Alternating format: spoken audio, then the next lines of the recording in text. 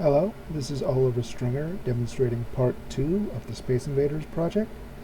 And I'll admit it right up front, I haven't got any animations of this working, so I'm only demonstrating the scene switching. I hit play. See that we have a title screen here. We show the different enemies off and with our point value. If we hit game, we go into the game. Play around, all our basic gameplay functionality is still there. If I die, if one of these guys will shoot me,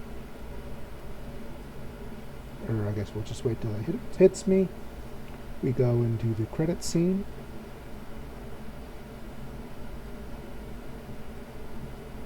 I didn't know what to put for the credits, so I just filled it in with whatever came to mind. And then it goes back to the start screen again, at which point we now start all over again.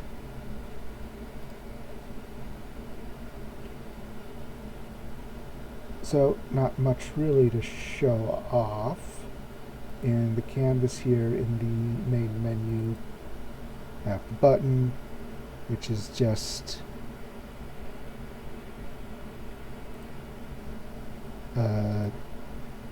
a button that has an on-click event here tied to the game manager, which is the scene switching script, which is here.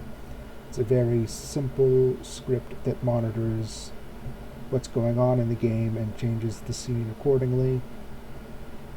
The function that the button activates is the go to game function, which just loads into the main game.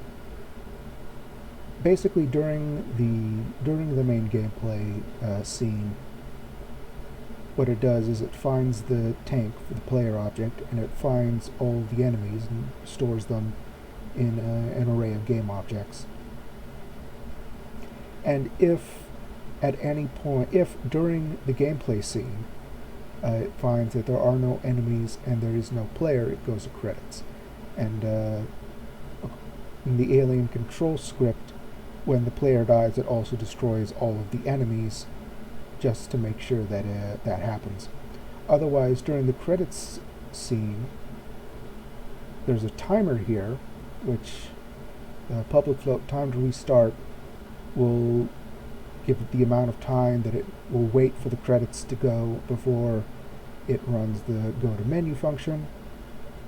And when we go to credits, we also set the timer to 0, just to make sure that it starts at 0, otherwise it'll keep running throughout the entire game.